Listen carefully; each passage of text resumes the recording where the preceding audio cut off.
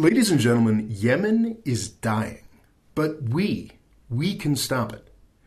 I don't generally take things too personally on this channel. I'm honestly kind of a cold fish. I'm usually pretty good at looking at all the horror that's accumulating in places like Syria or Venezuela or Myanmar and just sort of taking a look at it, talking about it, trying to give my opinion on it. What's going on this week in Yemen goes significantly beyond that. It's mind-blowing, and it's actually kind of getting to me. I had prepared some videos on how to make the U.S. Congress work for this week, and they'll probably be coming out later, but I cannot let what's happening in Yemen right now go unmentioned. So we've got to talk about it today because there are very real problems, and there's actually very real potential that these problems could be solved, or at least move a little further towards improving, and that's why it's vital that we talk about it today. The most important thing to emphasize today is that as bad as things were in Yemen, I've got a series of videos on the topic. This week, they have gotten dramatically worse. On November 4th, what had already been a horrible situation for Yemen turned kind of apocalyptic. Now, on Saturday, November 4th, about a week or so back, a whole bunch of crazy things happened. I did a video covering what had happened on that day. On that day, there were three main things. The Saudi royal family had gone through an extraordinary purge with a bunch of the richest folks arrested. The Saudis had also essentially kidnapped. It's become clear now that they essentially kidnapped the Prime Minister of Lebanon and made him resign in a very poorly judged attempt to somehow affect politics in the region. And the Houthis, one of the factions in the Yemeni civil war, or Yemeni war for independence, if you will, shot a rocket that almost hit Riyadh. This was a bit that people mostly reported from the Saudi side about how atrocious this was, leaving out the fact that Saudi Arabia has been bombing the holy heck out of all of Yemen, or at least the Houthi Saleh-controlled bits of Yemen for quite some time. The hypocrisy of really caring about what happened to Riyadh, while ignoring, as we have for the past 2.5 years, what's happening to Yemen is mind-blowing. So I sort of passed over that, didn't really pay much more attention, but over the recent days I've become more and more aware of what the Saudis did to react to this. So the Saudis have been maintaining a sort of blockade of Yemen for the past 2.5 years. Sometimes it's more strict, sometimes it's less strict. On November 4th, they decided to shut things down entirely. Now, it was already bad. The airport was already closed. They were only letting in dribs and drabs of humanitarian aid. Since November 4th, that has been shut down. That means what? 9 days in a war zone without the basics? In a war zone, the people that live in that are forced to live in that, become incredibly dependent on humanitarian aid.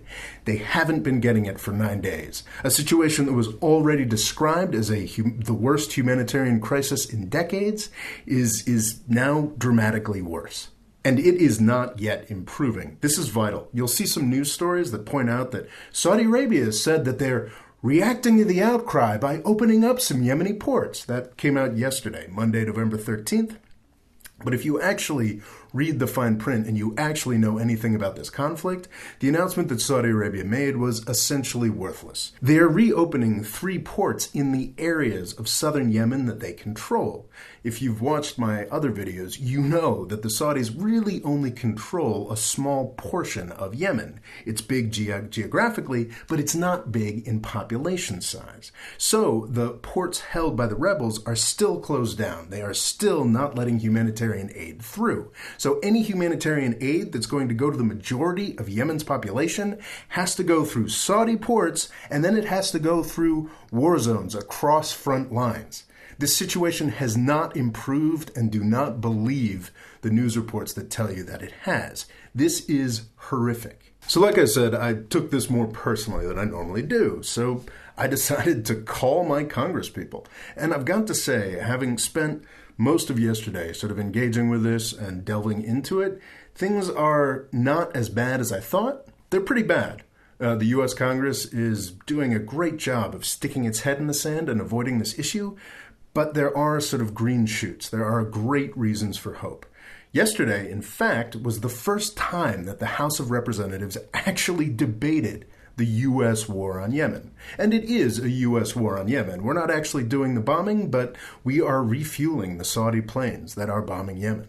So it was amazing. It was 2.5 years too late, but it was amazing to finally see the U.S. House of Representatives, one of our houses of Congress, debating the war in Yemen. This is progress. I was also happy and surprised to find out that my representatives are actually kind of good on this issue. My permanent address is in the U.S. state of Connecticut, so I called the offices of the 2 senators that represent Connecticut and the 1 representative in the House of Representatives that represents my district. If you live in the United States, I would strongly recommend that you do the same. I was happy to find that 2 of my 3 congresspeople actually had great positions on Yemen and had done things towards trying to resolve the issue in Yemen. In fact, Senator Chris Murphy, one of my senators, made an announcement just last week, or made a very strong statement against what the Saudis are doing in Yemen, calling for them to lift the blockade. I was very pleased to see that. Also, my representative Jim Himes has done great work in trying to take Congress's power over the authorization of war back. I was happy to see all of these things, but it's not enough. Even for congresspeople that have the right attitudes on these issues and have the right ideas and may want to move the horror show in Yemen into a better phase, even those folks need to be encouraged to take the right path. And those that are not interested in that, those that are still pretending that Yemen is mostly about Iran or mostly about Al-Qaeda, those people also need to be called out on what they are doing. I know that I have a large international audience, and I apologize to them because this video, the sort of ask here, is pretty geared towards U.S. citizens. If you are a U.S. citizen, please, please, please call your congressperson's office. It'll take about 5-10 minutes.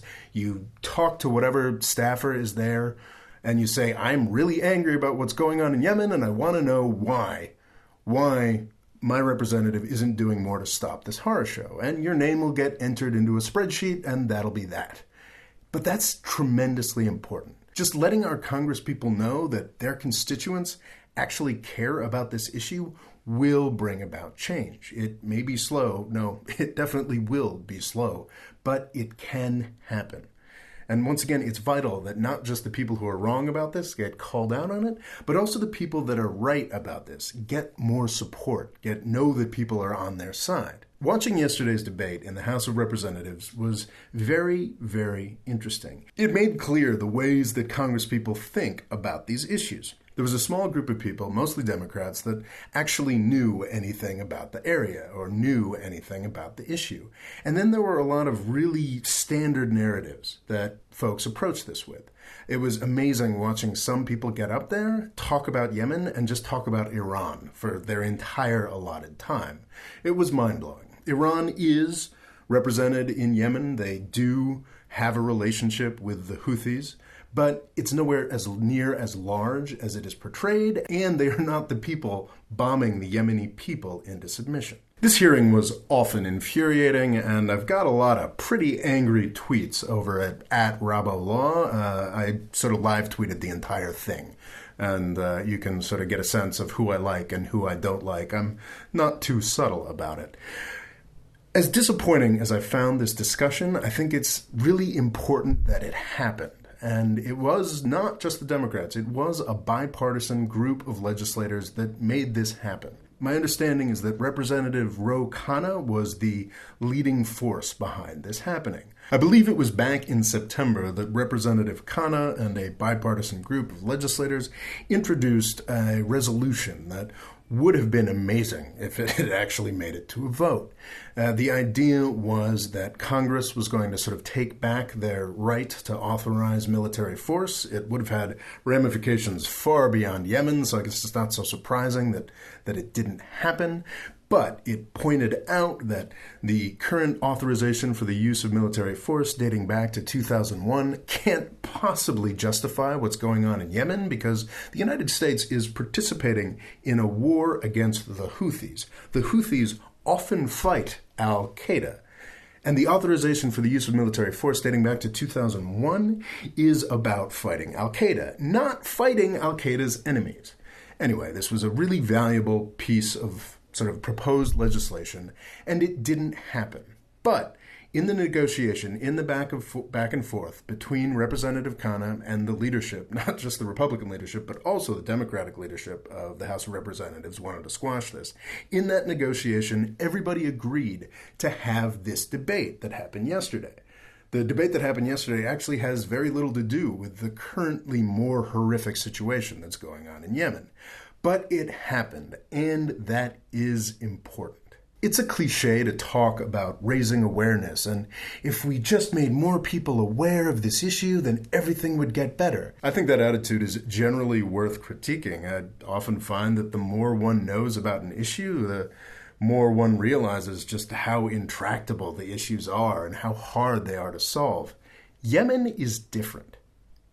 It was fascinating watching this debate in the House of Representatives yesterday, because even the craziest, most Iran-focused and centered people had to concede that Saudi Arabia was doing something wrong. Because if you spend more than 5 minutes looking at this issue, you have to concede that Yemen is a horror show and that Saudi Arabia is the main problem. The new resolution that the Congress voted on yesterday was nowhere near as effective as what Representative Ro Khanna had initially proposed. But it was useful to some extent. It did acknowledge the U.S. role in this war. It did acknowledge that Saudi Arabia was doing horrible, horrible things, even if it included a bunch of useless jargon about Iran.